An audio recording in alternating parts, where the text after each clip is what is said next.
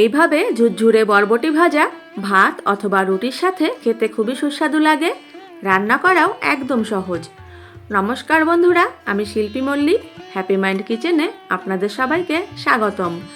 আজকের রেসিপি তিল দিয়ে বরবটি ভাজা। রেসিপিটি সম্পূর্ণ দেখার অনুরোধ রইল, সঙ্গে থাকবে অবশ্যই কিছু ছোট্ট ছোট্ট টিপস। তাহলে সবার প্রথমে বরবটিগুলোকে খুব ভালো করে কেটে নিতে হবে। 2 থেকে 3 বার ধুয়ে একটা ঝুড়িতে রেখে জল ঝরিয়ে নিয়েছি। আশা করি আপনারা বুঝতে পারছেন বরবটির সাইজটা আমি ঠিক কেমন করে কেটেছি। একটা শুকনো কড়াইয়ের মধ্যে তিল দিয়ে দিলাম। গ্যাসের ফ্লেমটা একদম লো রেখে তিলটাকে ভেজে নিতে হবে। আর এই সময় অনবরত নাড়িয়ে যেতে হবে, তা না হলে কিন্তু তিলটা পোড়া লেগে যাবে। ঠিক যখন দেখবেন তিলটা এরকম করে ছিটকে ছিটকে উঠছে, তখন তিলটা ভাজা হয়ে যাবে। তিলটাকে নামিয়ে নিয়ে ওই কড়াইয়ের মধ্যে তেল দিয়ে দিলাম। আমি এখানে রিফাইন্ড তেল ব্যবহার করেছি, আপনারা চাইলে যে কোনো তেল ব্যবহার করতে পারেন। একটা বড় সাইজের পেঁয়াজ কুচি করে কেটে দিলাম। এর মধ্যে 1 চামচ আদা কুচি দিয়ে দিয়েছি। আদা দিলে এই রেসিপিটির স্বাদ অনেক বেশি হয়। পেঁয়াজটাকে মিডিয়াম মতো ভাজা হয়ে গেলেই এর মধ্যে দিয়ে দেব লবণ আর হলুদ। গ্যাসের ফ্লেমটা মিডিয়াম করে দিয়ে আরও 1 মিনিট ভেজে নিতে হবে। আর এইভাবে তেলের মধ্যে হলুদ দিয়ে ভেজে নিলে হলুদের যে একটা কাঁচা গন্ধ থাকে খুব সহজেই চলে যাবে। বরবটিগুলো দিয়ে দেব। কাঁচা লঙ্কা দিয়ে দিলাম। আমি কাঁচা লঙ্কাগুলো আস্তই রেখেছি। ভালো করে নাড়িয়ে চাড়িয়ে 2 মিনিট হাই ফ্লেমে ভেজে নেব। এই রেসিপিটি ফলো করে রান্না করলে একদম কম সময়ে বরবটি ভাজা হয়ে যাবে।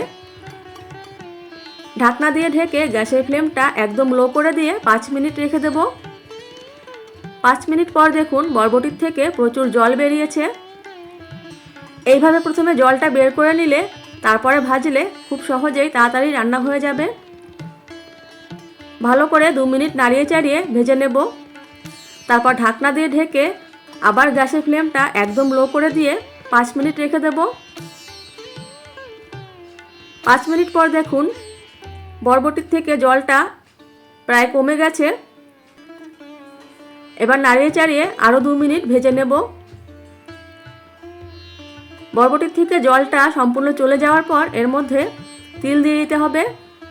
আমি 1.5 চামচ তিল ব্যবহার করেছি। বরবটির থেকে জল শুকিয়ে যাওয়ার পরই তিল দিতে হবে, তা না হলে কিন্তু এই রেসিপিটির স্বাদ ঠিকঠাক আসবে না। ভালো করে নাড়িয়ে চাড়িয়ে গ্যাসের ফ্লেমটা মিডিয়াম রেখে ভেজে নেব যতক্ষণ পর্যন্ত বরবটির রঙটা পরিবর্তন হয়ে যায়। ঠিক এরকম করে ভাজা হয়ে গেলেই বুঝবেন রেসিপিটি কমপ্লিট। বরবটিগুলো খুব ভালোভাবে সেদ্ধ হয়ে গেছে। নামিয়ে পরিবেশন করব। আশা করি এই রেসিপিটি আপনাদের ভালো লেগেছে। ভালো লাগলে প্লিজ একটি লাইক করে দেবেন। আর এই রেসিপিটি কেমন লাগলো কমেন্টে অবশ্যই জানাবেন। যারা এখনও এই চ্যানেলটি সাবস্ক্রাইব করেননি প্লিজ সাবস্ক্রাইব করে দেবেন। বাড়িতে অবশ্যই একবার এইভাবে তিল দিয়ে বরবটি ভাজা করে দেখবেন, খেতে খুবই সুস্বাদু হয়। আর এই রকম খোসা ছাড়ানো তিল আপনারা যে কোনো মুদির দোকানেই পেয়ে যাবেন। সবাই খুব ভালো থাকবেন, সুস্থ থাকবেন। Thank you.